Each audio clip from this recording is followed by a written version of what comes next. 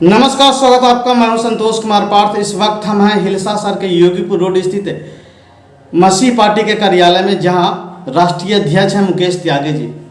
होली पर्व है और इसके साथ साथ हम जानेंगे कि जो विश्व युद्ध की तरह एक लड़ाई जो हो रहा है रूस और यूक्रेन, उसके बारे में जानेंगे। सबसे पहले होली पर्व की हार्दिक बधाई देते हैं सर। आपको भी बहुत बहुत होली पर्व की हार्दिक शुभकामनाएं, और देशवासियों को भी, और जो हमारे भारत से बाहर रह रहे हैं उन लोग भी कई देशों में होली पर्व मना रहे हैं। सिर्फ भारत ही नहीं बल्कि भारत के अनेक देश, जैसे पड़ोसी देश श्रीलंका में भी जो है, फिर कैरेबियन देश में भी जो है होली पर्व बड़ी धूमधाम के साथ मनाई जाती है।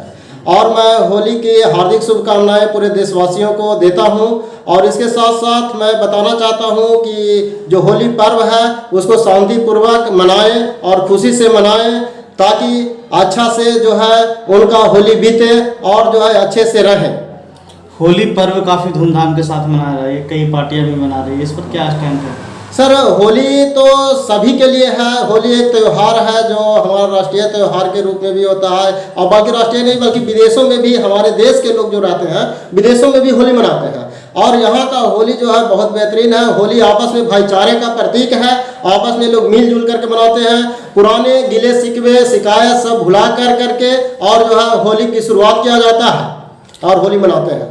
अभी सर रूस और यूक्रेन के बीच में युद्ध हो रहा है, इस पर क्या कहेंगे आप? सर, जहां हमारा देश एक तरफ होली मना रही है, जहां रंग अबीरों का त्यौहार, खुशी का त्यौहार मना रही है, इसके ठीक विपरीत जो है रूस जो है और यूक्रेन में जो है इसके विपरीत हो रहा है। वहाँ जो है खून की होली, हमारे यहाँ रंगों अबीर की होली हो रही है और वहाँ खूनों की होली खेली जा रही है। और सर, सबसे बड़ी बात यह है कि जो है अभी देखा जाए तो फागुन मास में ही जो है गर्मी हमारे देश में बहुत बेहतर ढंग से जो है बहुत बढ़ गया है, जिसके कारण जो है क्या है कि यूक्रेन और जो रूस में जो है युद्ध चल रहा है, वहाँ कई सारे जो है बम छूट रहे हैं, मिसाइलें छूट रहे हैं, बहुत सारे विध्वंस हो रहे हैं। तो वो सब जो जितने प्रकार के जो है बम छूट रहे हैं, तो उससे जो निकलने वाला धुआं है, पॉल्यूशन है, वो जो पूरे विश्व में फैल रहा है।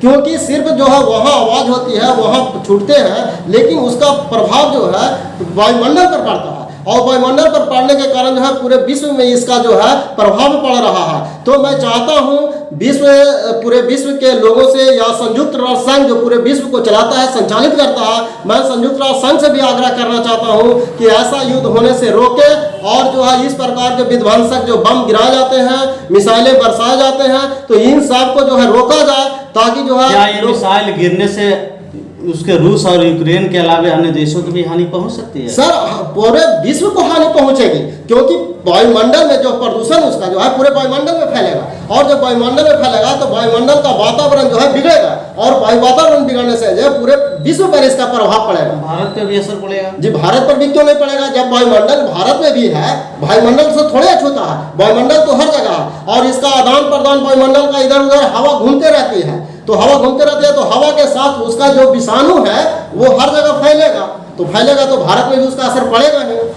तो मैं आग्रह करना चाहता हूं संयुक्त राष्ट्र संघ से कि इस प्रकार के जो विध्वंस युद्ध हो रहे हैं इसको रोका जाए, और जो है आने वाला दिन में इस प्रकार का नियम कानून बना जाए कि कोई भी देश इस प्रकार के बम मिसाइल इस प्रकार का न बनाए, ताकि अगर मिसाइल बम नहीं रहेगा, इस प्रकार के जो है लड़ाकू चीज नहीं रहेगा, तो लोगों के अंदर लड़ने की जो क्षमता है, जो लड़ने का जोश है, वो जो है खत्म हो जाएगा। क्योंकि हमारे पास सामान ही नहीं रहेगा तो हम क्यों लड़ाई लड़ेंगे? लेकिन समस्या है कि जब कोई अपने आप पर क्षति पहुंचाता है तो उसको बचाव के लिए लोग लड़ते हैं। ठीक है, हम अपने आप के लिए जो है अपने आप के बचाव के लिए लड़ते हैं। तो जरूरी नहीं है कि अगर ऐसा नियम बना है कि कोई भी इस प्रकार का जो क्षति करता है कि हम आपस में दूसरे को लड़ते हैं और तीसरे को भी उससे हानियां होती है, तो तीसरे लोग को चाहिए कि इस प्रकार के विध्वंसक सामान जो तीसरे को हानि पहुंचाए, वैसा सामान का उपयोग युद्ध में न करें, वैसा सामान न बनाए जिससे तीसरे का भी जो है नुकसान हो।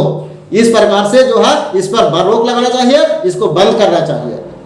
यही हमारी संयुक्त राष्ट्र संघ से मांग है, और पूरे विश्व के लोग एक करके इस पर जो है विचार करके ऐसे विध्वंसकारी जो बम बनाए जाते हैं उस पर रोक लगाया जाए, ताकि जो है आने वाला दिन में पूरे देश में जो है विश्व में इस प्रकार की घटनाएं न हो।